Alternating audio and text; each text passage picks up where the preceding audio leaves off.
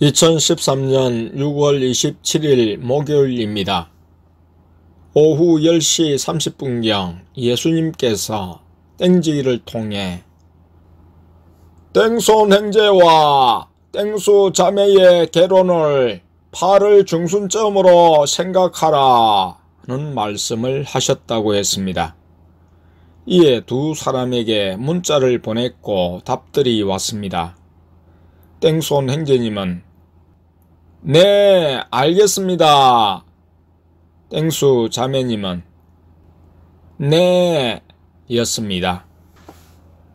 오늘 예수님의 말씀이 있기 한 달 전인 5월 16일 목요일 오후 10시 30분경에 예수님께서 땡손 형제님과 땡수 자매님 두 사람에게 각각의 문자를 보내라고 하셨습니다.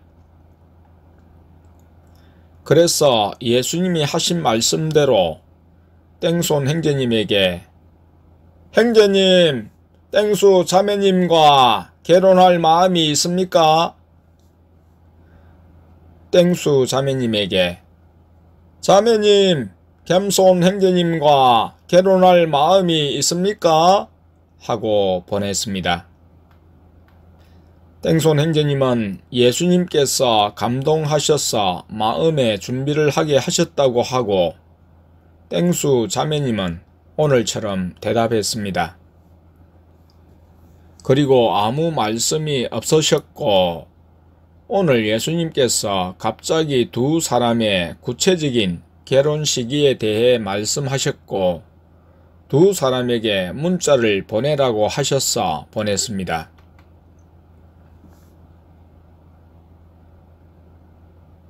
초원교회의 별칭은 절군 하나님의 가족입니다. 예수님이 초원교회에 강림하셔서 지어주신 이름인데 에베소서 2장 19절의 말씀에 근거했습니다. 그러므로 이제부터 너희가 외인도 아니요 손도 아니요 오직 성도들과 동일한 시민이요 하나님의 권속이라. 초원교회에 계신 예수님은 사람 중심의 문제 있는 가정을 예수님 중심의 절군 가정으로 회복시키시고자 절군 하나님의 가족을 부르셨습니다. 예수님은 한 사람 한 사람도 부르시지만 가족은 가족 단위로 부르길 원하십니다.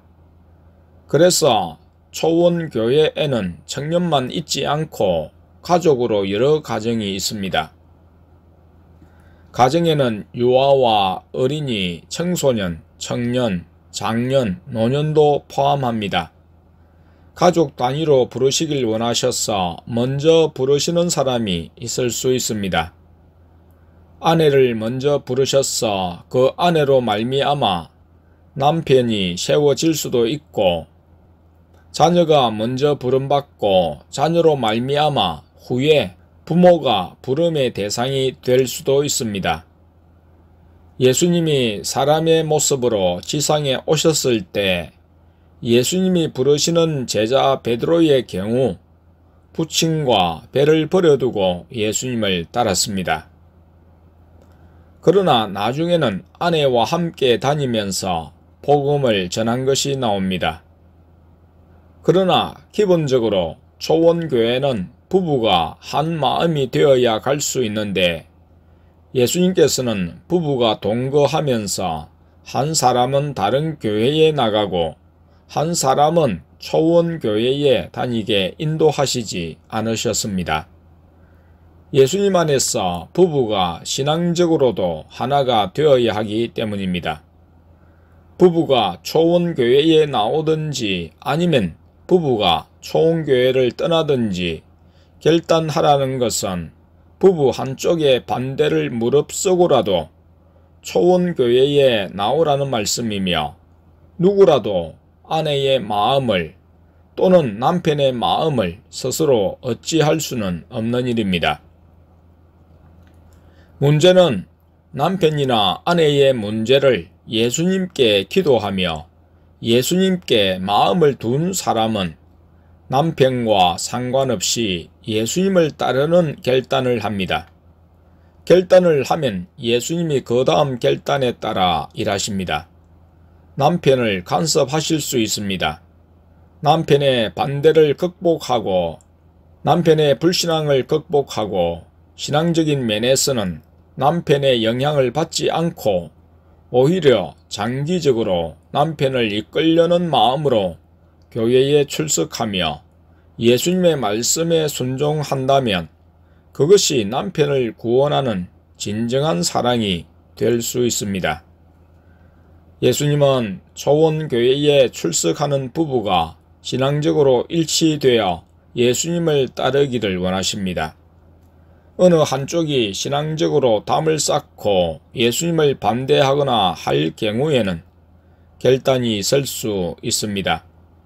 남편보다 예수님을 선택하는 일이 있을 수 있습니다. 신앙에 대해 존중하지 않고 반대하고 핍박할 때는 남편과 거리를 둘 수 있습니다. 말에 거리를 두다가 그것도 안 되면 몸에 거리를 두며 그것도 안 되면 방에 거리, 집에 거리를 둘 수 있습니다. 남편이 마음에 안 드는 행동을 하기 때문에 아내가 이혼을 말하는 것은 잘못되었습니다. 이런 일은 실제 행동으로 옮기지는 못하면서 말만 하는 것입니다. 혹 입을 막고자 못 살겠으면 그냥 이혼해라고 하면 도리어 정색을 하여 욕을 하고 해를 끼칩니다. 이런 사람은 믿음 때문에 예수님 때문에 이혼을 생각한 것이 아니었어 싸울 때뿐이고 남편을 누구보다도 사랑하면서도 욕하고 싸우며 사는 부류입니다. 이런 이가 그 마음에 신앙이 자리 잡기가 더 힘듭니다. 예수님보다 남편을 더 사랑하는 표현 방식이고 예수님보다 남편에 대한 기대가 더 크고 그 마음과 생활에 더 큰 자리를 차지하기 때문입니다.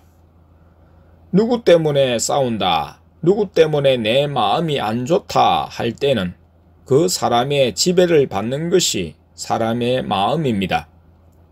말하는 대부분의 내용이 무엇인지를 통해 관심이 어디에 가 있는지를 알 수 있습니다. 이런 부부들은 진정으로 예수님을 믿기가 힘듭니다. 문제를 가지고 예수님께 나아가 고침받으려고 하지 않기 때문입니다. 서로에겐 다투고 싸우는 것이 문제가 되지 않습니다. 그것이 성경의 말씀에 불순종하고 예수님이 기뻐하시지 않는 일임도 모릅니다. 그 마음에 말씀이 없고 불신자와 같은 생각을 갖고 살기 때문입니다. 인간적으로 끌려 만났고 결혼한 사람은 그저 인간적인 관계를 이어가고자 할 뿐 예수님을 통한 변화는 믿지도 꿈꾸지도 않습니다. 말씀이 들어있다면 그렇게 살 수는 없을 텐데 말입니다. 부부 중 한 사람이라도 먼저 예수님의 말씀에 순종하면 순종하는 그 사람을 통해 남편이 긍휼함을 입을 수 있고 영적으로 변화될 수 있습니다. 지금은 신앙을 반대하지만 하나님이 상대방을 간섭해 주시기를 기도하면서 달라진 모습을 보이면 그때는 내가 내 생각으로 고집을 피웠는데 이제 보니 당신이 옳고 내 생각과 행동은 틀렸다고 고백할 수 있습니다. 예수님이 원하시는 사람이 부름을 받는데 예수님이 자신을 부르셨다는 사실을 아는 사람은 예수님의 부르심을 외면하지 않습니다. 초원교회는 부활하사 성천하셨사 영으로 계신 예수님이 와 계시고 친히 인도하시는 교회로서 목사 가족이 먼저 부름을 받았고 예수님이 우리 가족을 통해 행하신 기록으로 또 다른 사람들을 부르셨는데 초원교회에 온 사람들은 예수님이 자신들을 부르셨음을 알고 출석하는 사람들입니다. 에베소서 6장 1절에서 2절에 보면 자녀들아, 너희 부모를 주 안에서 순종하라. 이것이 옳으니라. 내 아버지와 어머니를 공경하라. 이것이 약속 있는 첫 계명이니 라고 했습니다. 본문에서 핵심적인 말씀은 주 안에서입니다. 주 안에서 부모에게 순종하고 공경하는 것이 믿음에 속한 순종입니다. 이어 바울은 자녀도 주 안에서 훈계하라고 하고 있습니다. 불신앙적인 관점, 넌 크리스천의 관점에서, 유교적인 관점에서 부모 공경에 성경 본문을 인용하며 사용하는 일은 경계해야 합니다. 그들에겐 가족만 있지 예수님이 없기 때문입니다. 예수님만 빼고 부모를 공경하라고 합니다. 이는 마귀가 성경을 인용하며 예수님께 성경 꼭대기에서 뛰어내리라. 성경에 너를 받들어 돌에 부딪히지 않게 해주리라 하고 말한 것과 다를 바 없습니다. 예수님보다 가족이란 우상을 쫓는 부모의 말을 순종하는 것이 예수님을 떠나는 영적 죽음이요 영원한 멸망임을 아는데 진정한 크리스천이 그 말을 따를 리가 없습니다. 그러나 마귀는 오늘날에도 불신자 부모나 육신적인 크리스천들에게 이 말을 통해 스스로의 권위를 세우게 하고 마귀의 영역을 보존하려고 합니다. 구약에서 아브라함은 100세에 낳은 아들 독자 이삭이 있었는데 하나님께서 번제 제물로 바치라고 하셨습니다. 이에 대해 하나님보다 자녀를 더 사랑하는 사람은 어떻게 말할까요? 단 하나밖에 없는 사랑하는 자식을 죽여 제물로 바치라 하는 이는 하나님일 수 없다. 그것은 마귀요 마귀의 소리가 틀림없다. 아브라함은 마귀에게 사로잡혀서 자기 자식을 죽이려 했다 고 말할까요? 부모와 자식은 하나님이 맺어주신 천륜이라고 말하는 사람은, 유교적인 사고에서 말하는 사람은 하나님이 부모와 자식을 떼어놓는 일을 할 리가 없다고 할 것입니다. 이는 그 마음에 예수님이 없고 이 땅의 가족만을 생각하는 부모나 자식에게 매인 사람들이 하는 말의 형태입니다. 그런데 성경에서 우리가 믿음의 조상이라고 말하는 아브라함은 하나님의 말씀에 순종해서 그 아들을 실제로 칼로 잡아 제물로 드리려 했습니다. 하나님이 순종을 강요했기에 아브라함이 세뇌를 당해서 아들을 죽이려 했던 것일까요? 아브라함은 갈대아 우르에서 하나님이 부르시는 음성을 들었고 하란에 머물다가 75세에 다시 부름받은 때부터 지속적으로 하나님의 음성을 듣고 그 음성에 순종하는 삶을 살았습니다. 하나님은 아브라함에게 나타나시고 음성으로 말하시므로 아브라함은 하나님을 믿었고 알았습니다. 이삭을 주신 그 하나님이 이삭을 바치라고 하셨는데 아브라함은 하나님을 의심치 않고 순종했습니다. 하나님은 아브라함의 믿음을 시험하셨습니다. 자식보다 하나님을 더 사랑하는가를 시험하셨습니다. 25년을 자식 없이 지내면서 하나님이 자식을 주신다는 약속을 믿고 살았는데 정작 자식을 낳고 보니 하나님보다 자식에 대한 사랑으로 기울었을 것이었습니다. 이에 하나님께서 극단적인 조치를 취하셔서 하나님을 주목하고 하나님 중심의 삶을 회복시키고자 시험하신 일이었습니다. 하나님은 아브라함이 독자 이삭을 번제로 드리려는 그 순간에 극적으로 음성을 발하셔서 이삭을 죽이지 않게 하셨고 번제물로 양을 준비해 놓으셨습니다. 우리가 믿는 하나님은 이런 하나님이십니다. 하나님의 의도와 하나님의 뜻을 알지 못하는 사람들은 하나님을 의심하고 하나님을 마귀로 모는 일이 이상한 일이 아닙니다. 예수님의 말씀을 생각해 보십시오. 이웃도 사랑하고 원수도 사랑하라고 하셨지만 이 모든 말씀의 실천도 예수님 안에서입니다.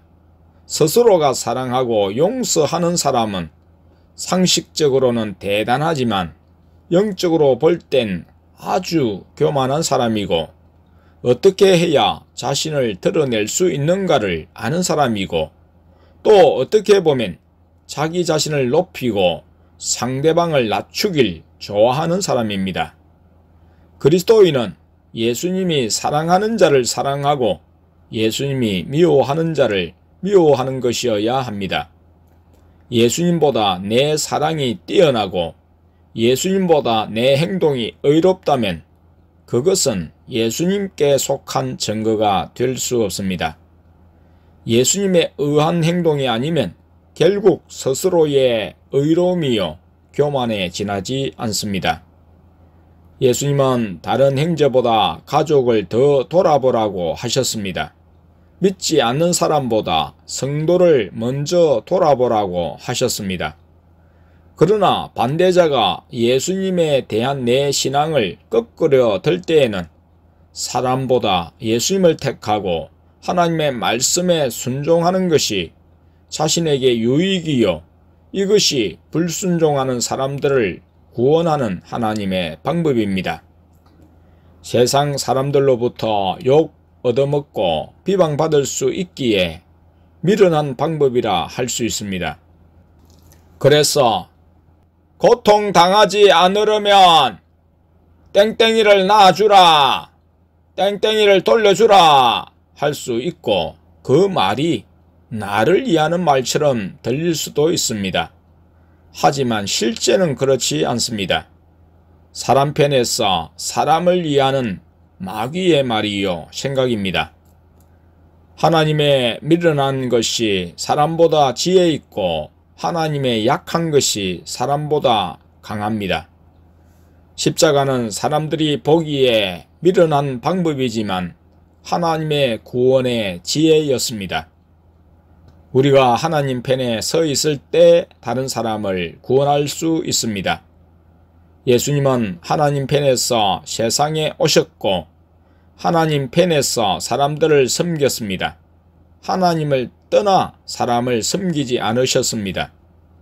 하나님이 주시는 입의 말씀에 따라 사역했고 하나님께만 영광 돌렸습니다. 사람들의 인기나 말에 따라 일하지 않으셨습니다.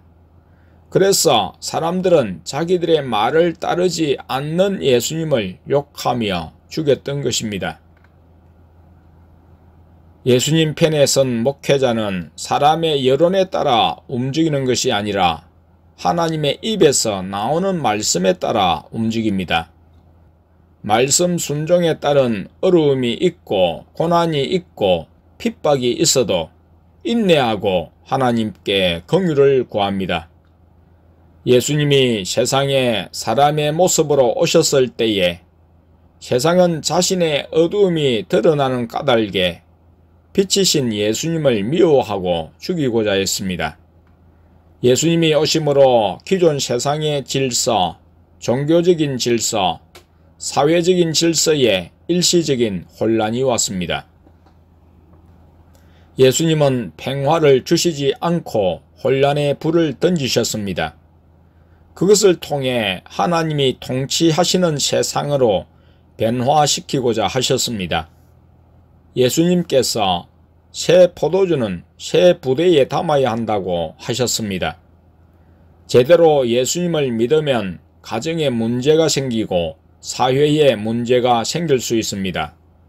그렇다고 비방이나 문제를 두려워해서 예수님을 배척하고 예수님을 불순종해 살 수는 없습니다. 예수님은 세상에 계실 때 하나님 아버지의 말씀에 죽기까지 복종하셨습니다. 예수님은 예수님 안에서의 가정의 회복을 원하셨습니다. 모든 관계가 예수님과 그의 십자가로 하나 되고 회복되기를 원하셨습니다. 얼마간 예수님으로 인해 혼란이나 다툼이 있을 수 있으나 예수님은 예수님 편에 서서 믿음으로 사는 자에게 승리를 주시고 예수님 자신을 통해서 새로운 질서를 이루어 가십니다. 그러므로 자존심과 고집을 내세우는 사람은 꺾이고 예수님 안에서 예수님이 주시는 질서와 화평이 자리잡게 되는 것입니다. 예수님은 평안도 주시고 환난도 주시는 분이십니다. 그러나 이 모든 것은 우리의 영적 유익과 구원을 위해서 행하시는 은혜와 축복임을 알아야 합니다. 나는 빛도 짓고 어두움도 창조하며 나는 평안도 짓고 환난도 창조하나니 나는 여호와라 이 모든 일을 행하는 자니라 하였노라. 이사야 45장 7절. 예수님은 가족보다 자식보다 부모보다 먼저 예수님 사랑하기를 원하십니다. 예수님을 위한 희생과 순종을 요구하는 말씀은 배척하고 자신에게 달콤한 말씀만 취사 선택한다면 예수님을 위하고 예수님을 섬긴다고 할 수 없습니다. 다음은 예수님이 친히 하신 말씀입니다. 내가 세상에 화평을 주러 온 줄로 생각지 말라. 화평이 아니요 금을 주러 왔노라. 내가 온 것은 사람이 그 아비와 딸이 그 어미와 며느리가 시어미와 불화하게 하려 함이니 사람의 원수가 자기 집안 식구리라. 아비나 어미를 나보다 더 사랑하는 자는 내게 합당치 아니하고 아들이나 딸을 나보다 더 사랑하는 자도 내게 합당치 아니하고. 마태복음 10장 34절에서 37절. 예수께서 무리에게 말씀하실 때에 그 모친과 동생들이 예수께 말하려고 밖에 섰더니 한 사람이 예수께 여짜오되 보소서 당신의 모친과 동생들이 당신께 말하려고 밖에 섰나이다 하니 말하던 사람에게 대답하여 가라사대 누가 내 모친이며 내 동생들이냐 하시고 손을 내밀어 제자들을 가리켜 가라사대 나의 모친과 나의 동생들을 보라. 누구든지 하늘에 계신 내 아버지의 뜻대로 하는 자가 내 형제 자매요 모친이니라 하시더라. 마태복음 12장 46절에서 50절. 허다한 무리가 함께 갈새 예수께서 돌이키사 이르시되 물은 내게 오는 자가 자기 부모와 처자와 형제와 자매와 및 자기 목숨까지 미워하지 아니하면 능히 나의 제자가 되지 못하고. 누가복음 14장 26절. 베드로가 여짜오되 보옵소서 우리가 우리의 것을 다 버리고 주를 쫓았나이다. 이르시되 내가 진실로 너희에게 이르노니 하나님의 나라를 위하여 집이나 아내나 형제나 부모나 자녀를 버린 자는 금세에 있어 여러 배를 받고 내세에 영생을 받지 못할 자가 없느니라 하시니라. 누가복음 18장 28절에서 30절.